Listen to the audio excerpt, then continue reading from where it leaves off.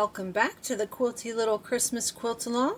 We are in the week of August 8th. We're working on this project right here, the Sending Holiday Wishes Wall Hanging. Today we're going to do the gift block, the mailbox block, the 4 filler blocks, and we're going to put this project together. Get your fabric and batting prepped if you haven't already, as well as your backing and your binding. We're going to start today with the gift block. I've got everything ready on the board. I'm using a brand of thread called Sim Thread. If this is your first time watching, I'll show you the colors I've selected. We're going to need our olive green, red, sage green, deep red, and light pink. This block will be trimmed to 4.5 inches square, so if you haven't cut your batting yet, go ahead and cut that at 5.5 inches square. This block also will be using some of the embellishments. If you have the embellishment kit, we'll do those at the end, but it will stitch out these little berries. Then the embellishment kit has little sparkles that you can glue on top of that. So you can either leave them stitched or you can glue on the little rhinestones. Load your light mesh cutaway. I'm using a 5x7 hoop. Hand tighten, screwdriver tighten. Let's go over to the machine. I'm on a Baby Lock Meridian today. All my files are on USB. If you're using the background quilting in the instructions, you need KDQ 345 Wavy 9 4x4. I planned out my background quilting for this in the last video, and I decided I wanted to use the radial lines. This came from Oh So Delightful, the quilting bundle for that. And I need a 4x4. I'm going to select that. I'm going to hit set, and then I'm going to add my embroidery file. I do these steps a little bit slower at the beginning. It's the same thing over and over and over. So if you want to see it a little bit slower, just go further back to one of the earlier videos. Today we're doing the 4x4 gift. I hit set, it's on top of my background quilting, and we're ready to go. For our first block, I'll go through each one of the steps, and then for the blocks after that have the same steps, I'll place those to music. Let's start this block. We'll go through this one step by step together. We're going to start with our batting placement line. Grab your batting. You want to cover that placement line completely. You can use tape if you want. It should stay in place without any trouble. Looks good. Once you've got your batting down, you're going to stitch out your batting tack down line. Grab your scissors, trim all the batting that's outside of the stitch line, and then once it's trimmed, we'll stitch out the fabric placement line. Grab your background fabric, cover that placement line. Again, you can tape that if you like. Just make sure you've completely covered the placement line. Then we're going to stitch out the tack down line, and right after the tack down line, going to stitch out the background quilting. Once the background quilting is stitched, we're going to get ready to do our applique. If you're using the embellishment kit and you've got the glitter vinyl, peel off the plastic. If you don't have the glitter vinyl, use a piece of red fabric. Use a piece of felt. There's a fabric line called Fairy Frost by Michael Miller. It's got sparkle in it. Make sure to take off this piece of plastic. We're going to start with the cream colored piece of fabric. It says to switch to a neutral thread, so find a nice neutral thread. This is the color I have. Once you've switched to your neutral thread, you want to stitch the fabric placement line.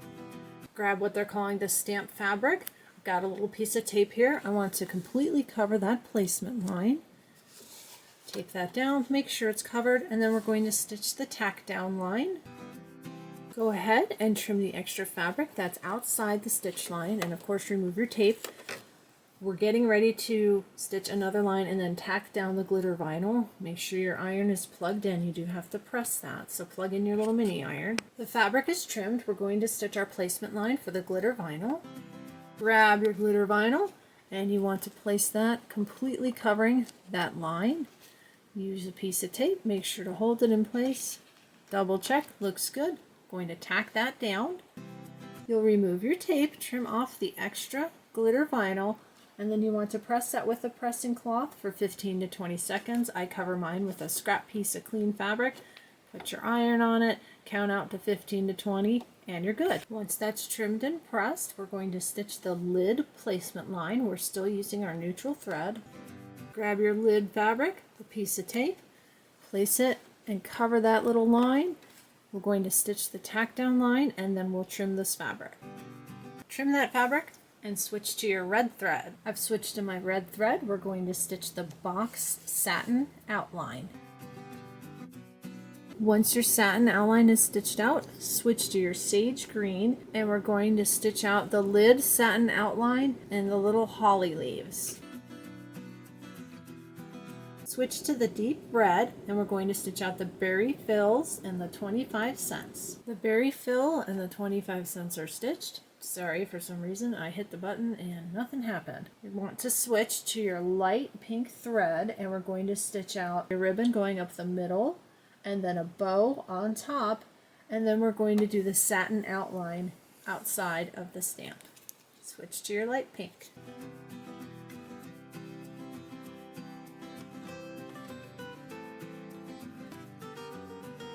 We are all done with this block. I'm going to set it aside. We'll trim all our blocks together at the end. Let's get set up to do the mailbox. Let's get started on the mailbox block. This block will trim to 4.5 by 6.5. So if you haven't prepped your batting, trim it at 5.5 by 7.5. I already have all of my fabrics ready with the fusible on the back. It has you putting fusible on the back of all the pieces but one. I just put it on all the pieces because it was easier. We're going to start with light pink, which is on my machine.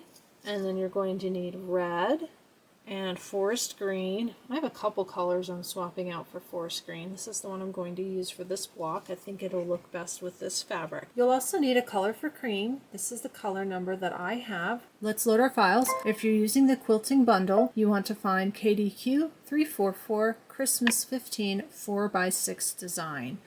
I'm using my own quilting files. I think I'm going to use the swirls for the background. This has the big letter box in the middle and you're not going to see a lot of it. So the swirls will be just fine. And I need 4x6, which is right here. I'm going to go ahead and set that, and then I'm going to add my embroidery file. And we're ready to go. Make sure you have your light pink thread on your machine. I'm going to go ahead and do the batting placement, batting tack down, trimming the batting, fabric placement, fabric tack down, and background quilting. I'm going to run that all together to music, and then we'll pick up together when we start our applique.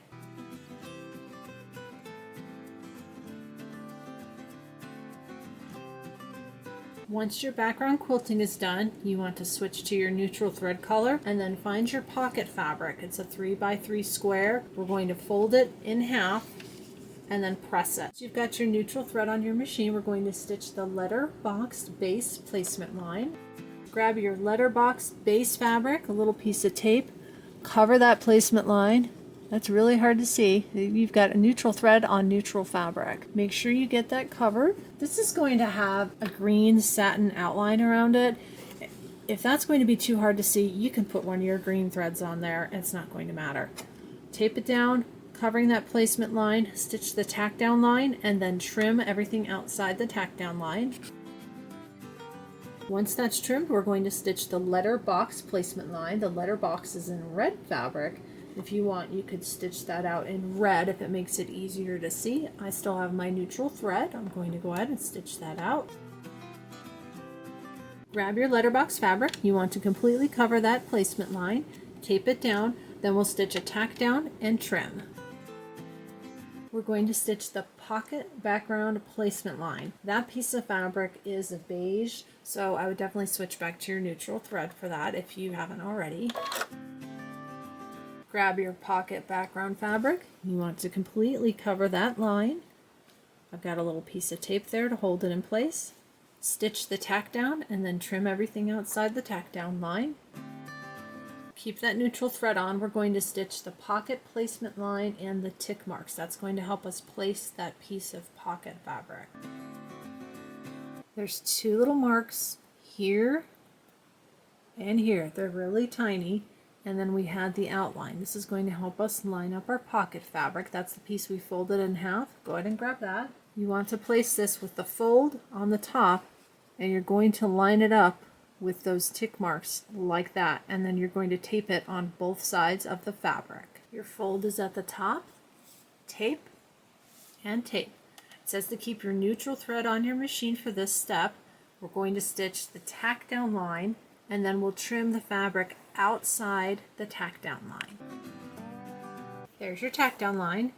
Take off your tape and then trim everything outside of that tack down line. Everything is trimmed. I had put fusible on the back of that. You didn't need to. I did it because I just put fusible on the back of everything. It does make it a little bit more difficult to trim, just so you know, but it worked out fine. Switch to your forest green and we're going to stitch out the letterbox base satin outline. That's going to go around the bottom right here. Once this outline is stitched, go ahead and switch to red, and then we're going to stitch the satin outline that's going to go all around the letterbox.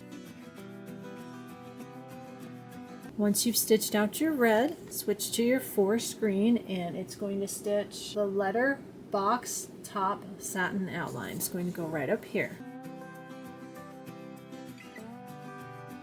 After your green top has stitched, you want to switch to pink, and we're going to stitch out the pocket satin outline. Once your satin outline has stitched, switch to the cream color and we're going to stitch out the little scroll work and all the text.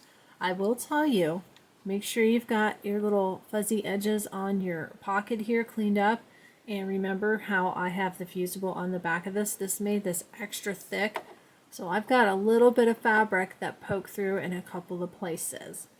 It doesn't bother me. If that happens to you, or if you've got weird spacing issues, you can stitch over it again, and I did do that on a couple spots. There was a spot here, and I think it was down here for some reason with the satin stitching. I let it go all the way around, and then I looked at it, and I went back and I just overstitched in a few spots. I'm going to switch to the cream and stitch out the last part of this block.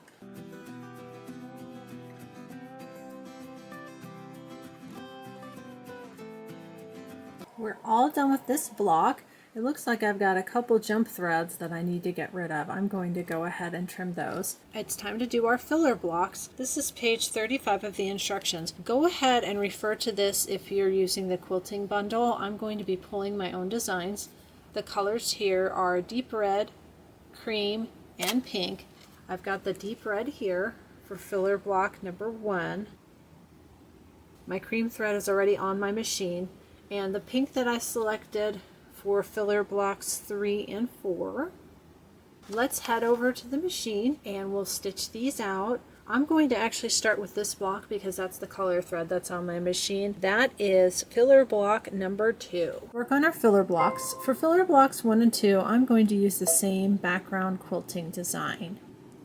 I need a 2x6 design for both filler blocks 1 and filler blocks 2. I want to use the winter design. This comes from the clear blue tiles set from the Essentials set, and I need a 2x6 design.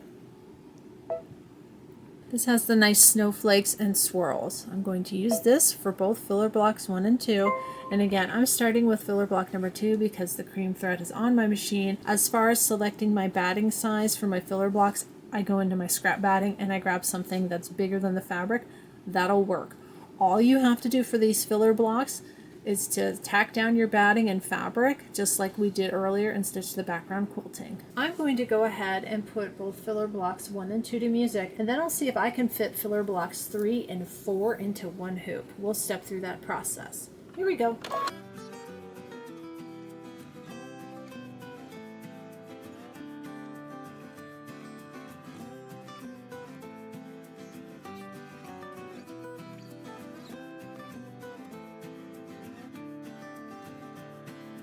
This is all stitched out.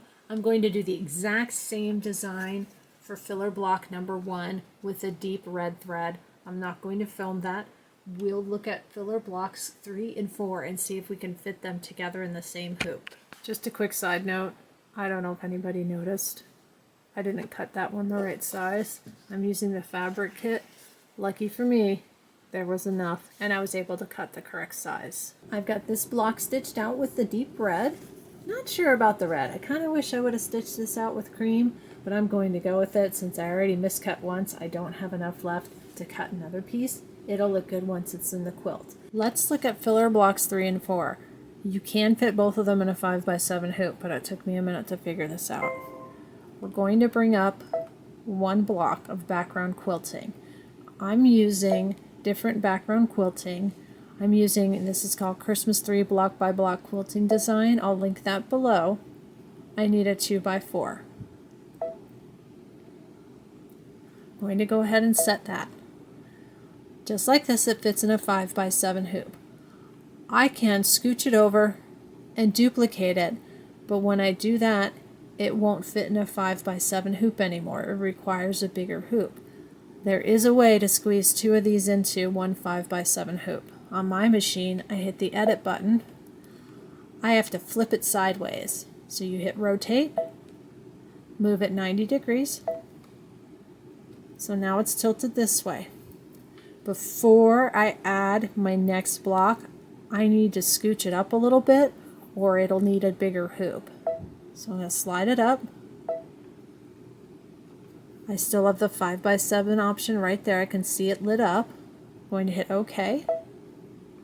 I'm going to use this button here with all the little blocks, and I want to add one underneath. It defaults to adding them either above or below.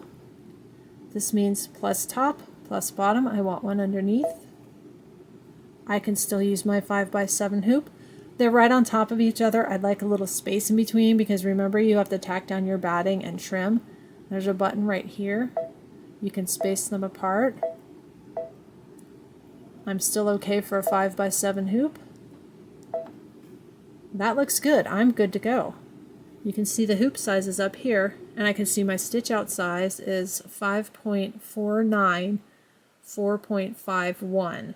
So the 4.51 is fitting in the 5, and the 5.49 is fitting in the by 7. It's rectangling it this way. I'm going to hit OK. Embroidery.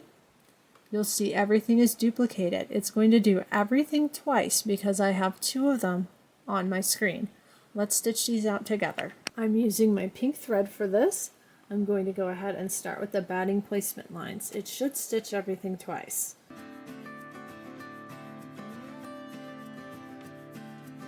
I've got 2 batting placement lines. It worked great. I have 2 pieces of scrap batting.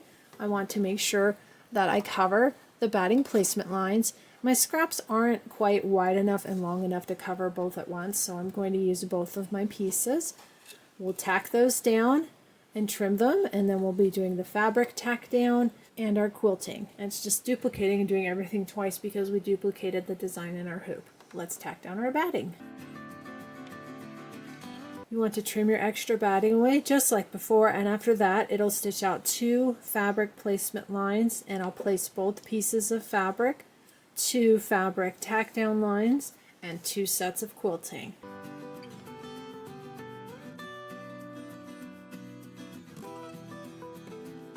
We're all done. 2 filler blocks and 1 5x7 hoop. It's time to trim up all our blocks and assemble our quilt. We need to trim our blocks. Our gift block needs to be trimmed to 4.5 inches square. If you've got the orange pop rulers, we've done this before.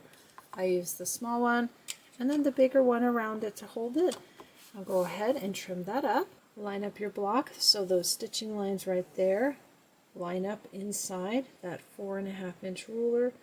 Make sure everything is straight, and when you use the orange pop rulers, you cut on this side and you slide your blade as far over this direction as possible. You can even place the biggest square on the outside. This just gives you extra stability and extra space for when you place your hand to keep your ruler steady as you're cutting your blocks.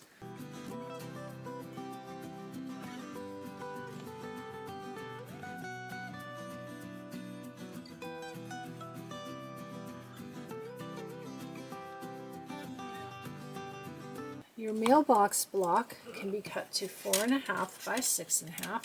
There's rectangle orange pop rulers as well as square. The 4.5 by 6.5 is the smallest, so you have the option of adding on both of the larger sizes to give you that stability to hold everything in place as you're trimming your block.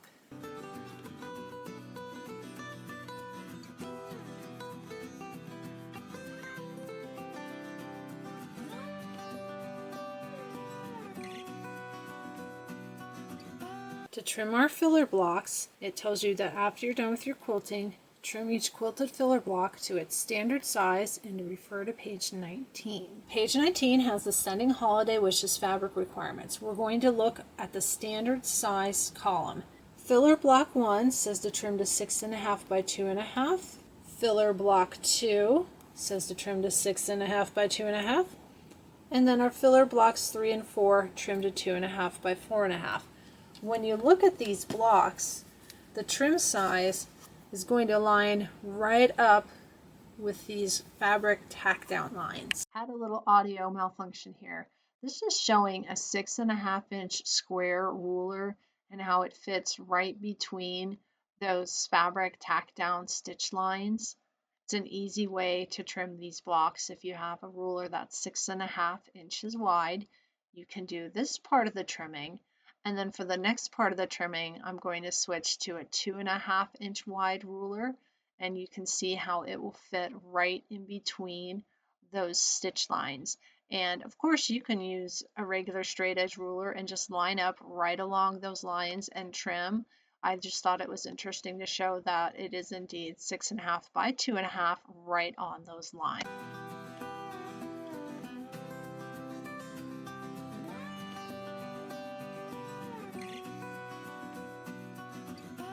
I've got both of these trimmed, ready to go. And then we have our filler blocks 3 and 4. We want to trim these to 2.5 by 4.5. These are all trimmed. Now it's time to start putting our quilt together. Page 36 gives a great layout of how to put your quilt together. What I've done is grab my blocks and a couple of 18-inch square design boards. This is how they have you putting it together. We've got our filler block and the stamps block. You'll sew these two together and then attach to this, and this is all straight seam, 1/4-inch seam allowance. Sew these two, attach this, and then these two pieces will fit. This is the very top of your quilt. Here's the next section, the bottom. Your little filler blocks go next to the Sending Holiday Wishes. Your gift goes next to your envelope. Once those are sewn together, this will attach to this, and then you'll put everything together. After we've got everything sewn together, we're going to attach it to our backing with Stitch in the Ditch. Then we'll do our binding, and then we'll do our embellishments. I did step through all of this slowly and in detail for the first project in this series, which was the Quilty Little Christmas quilt. I did the embellishments on the Star Spangled Beauty quilt, and I put them on before I pieced my quilt. This time, I'm going to go ahead, put the top together, and put the binding on, and then put the embellishments on. Make sure when you're putting blocks like this in that they're not sideways. Watch for that 25 cents. And then if you have a block like this with the text, see how this says a Quilty Little Christmas? I can sew it in any which way because this says Holly Jolly and it's upside down. So if I wanted Holly Jolly to be right side up, I could sew it like that. But I like this direction. Then you can read this and the little letter. So check for those things before you stitch everything together.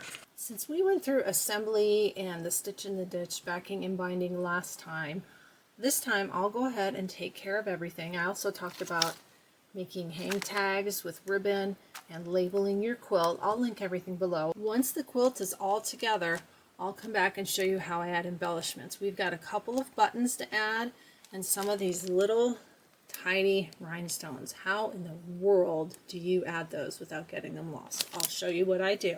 I've got my little mini quilt together. We're going to get into our embellishment kit. We're going to need the pink ribbon, the little sparkles, and a couple of these buttons. I'm going to start with the buttons. I need this one here and this one here. I'll go ahead and open this off camera. It's going to make a lot of noise. I've got two buttons to put on. I've got this one here. It goes in the little slot there. And then this one here, which goes in the corner of the letter. And if you know what this is, you know what I'm going to do. Glue gun. You can certainly stitch these on, but I'm going to use my glue gun. One thing about buttons, when you use a glue gun, so if you put the glue over the back and then you squish your button down, the glue will come up into the holes and help secure it. You can also try fabric glue. I'm not sure if that'll do that. You can also use E6000. This is a jewelry glue. This is really, really strong and it dries clear. But for these two buttons, I'm going to use my glue gun. I can see approximately where that's going to go. This almost doesn't need anything. This is a real tight fit, but securing it will keep it from falling out. I've got a Sure Bonder high temp glue gun. No joke, this is a high temp glue gun. I'm going to put some just on this bottom bit right here because this is going to get slid into the slot on the little mailbox.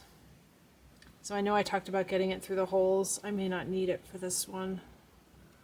I'm just kind of lift it and slide it in. And I want to make sure it's in. And then you're trying, I was going to say try not to cover where it says letters, but even in the picture it does cover it.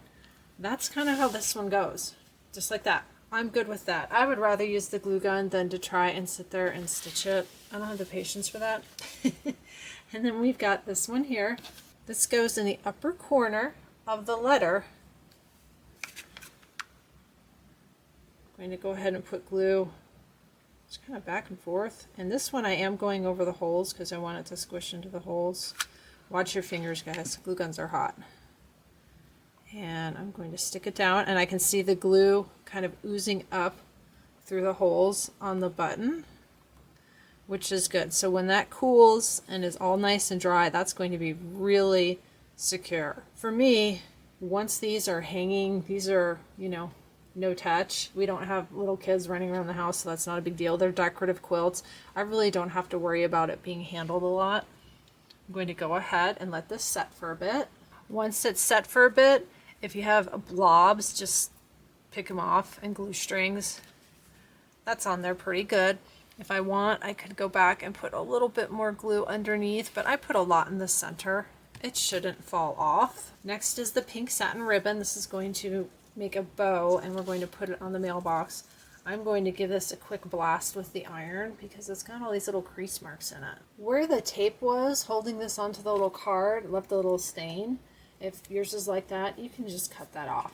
I do like to use fray check on the ends of ribbons. I tied my bow. I am not really good with bows. I'm actually going to put some glue in here, and that's going to help keep that secure.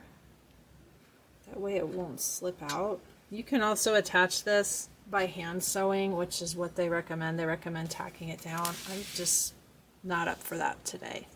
So I'm going to glue that. I'm going to give it a minute and let it cool. They show it kind of right about there. I'm definitely going to have to trim the bow. Let's go ahead and attach it. I use glue. Again, this you could definitely do with fabric glue. The advantage to the glue gun is it just sets faster and it dries faster. Once your bow's on, you can make a decision how long you want your tails to be, and you can cut those off. I'll go ahead and do that later. I'm going to let that continue to sit. Let's work on the little gems on the gift box. Check for jump threads. I actually have a few jump threads in here. I need to get rid of those. To attach the little gems to my gift block, I'm going to use toothpicks and this E6000 glue. Some heavy duty glue. Once you glue it down with this, it's not going anywhere. I'm going to open this and get out 6 gems. I have them all wrong side up, and I'm leaving this on so I don't get glue on my finger. I'm going to use that finger to press everything down. Got a toothpick. Got my glue open. I don't want to get glue on my quilt. Just going to squeeze the tube a little bit to get some glue coming out of the tip, just like that. And then set it down on something. Didn't you know somebody came to the door for delivery? This is why you make sure you've got your glue sitting on something. Got up to answer the door and it made a mess. You wouldn't want that on your quilt. I'm going to go ahead and grab a new toothpick. These toothpicks are kind of weird. They're flat and they're wider on one end than the other. I'm going to go ahead and get some fresh glue out. It gets kind of tacky if it sits for a while. You just need a little bit. And don't worry if you get strings like with the glue gun, it dries clear. You're not going to see it. I'm going to touch it to the back side of the gem, just like that. And then I put my toothpick right where it needs to go, and then I hold it with my finger and slide the toothpick out from underneath. Looks pretty good. I'm flipping my toothpick around to the non-glue side, poking it down, and you are putting it on top of the embroidery, so it's not exactly flat. Just got to get it positioned right, and I can see I've got a couple threads I'll need to trim. I'll get those after. There it goes. It goes right on top. Let's do another one. Big old glue blob coming out. You only need a little bit. If you twist it too, that'll wrap the glue string around the toothpick. Wrong side. Just touch it to the wrong side. Place it where it needs to go. And I know my finger's in the way of the camera, but I got to position it.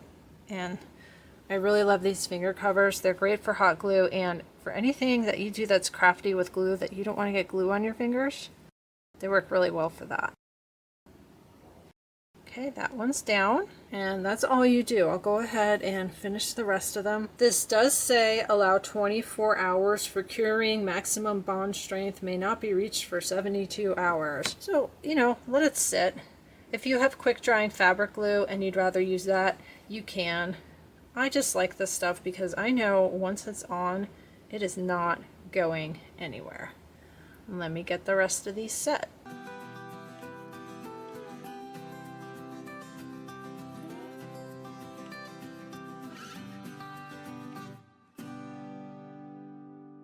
I've got all my little gems on. We've got our button here, our button up there, and our ribbon. I need to trim this ribbon and add some fray check. Make sure my ends are even. One thing you can think about when you're trimming your ribbon, do you want to trim it at that angle or up and down? I think I'm going to trim it up and down right along the sides of the mailbox. That way I know everything is going to be even, in theory. Let's hope I do a good job. I probably should have grabbed a better pair of scissors. It's going to be a little ragged looking. That's okay. If you've watched any of my videos before, you know I usually make a mistake at something, and something doesn't come out perfect. There's always something a little off, crooked. In fact, there's a crooked block in this. I probably should have left that a little longer, but it looks good. Now I can see some of the embroidery underneath. This is fray check. It's a liquid glue. It dries clear. I don't want to get it on my quilt. Usually I fray check everything before it goes on the quilt, but since I trimmed these up after to make sure it was even, we have to use it now. And it has a longer tip, but it keeps getting stuck. The glue gets dried and I keep having to trim it. You just dab a little bit on the edge and you'll see it in the final shot, but when it does dry, it'll dry clear. Got the fray check on this, so I'm going to leave this lifted even though we're getting ready to do the closing shot. I did put ribbons on the back just like I did last time, and I do show how to do that. I'll link that video below. My fray check is still drying, so I'm not going to touch that ribbon. It fits on the camera like this, but we can go ahead and put it right side up and zoom in and see some of the detail. There's the bow. The binding came out really nice. Here's the block that's a little crooked. I did cut it straight but crooked, if that makes sense. So when I had it in my ruler, instead of it being perfectly straight, it was probably like that. So the embroidery looks a little crooked in the quilt. That's fine. Here's our next little section. Sending holiday wishes. And there's our little gift box with the jewels and the little button on the envelope. We've got 2 down, 2 to go. Let's look at what we're going to work on next time. I'll be back on August 15th. We're going to start the Quilty Wishes project. This one right here is Quilty Wishes. We'll be doing this next, and the last project we're going to be doing is the one with the gingerbread. Thank you for quilting along with me. Please like, subscribe, and share, and if you're still watching, you're going to get a sneak peek of what's coming in September. I have the schedule made. I'll get this launched soon with some information so everybody can prep. If you've got this one in your stash, get ready. We're going to start on September 1st. Thank you so much for quilting with me. See you next time.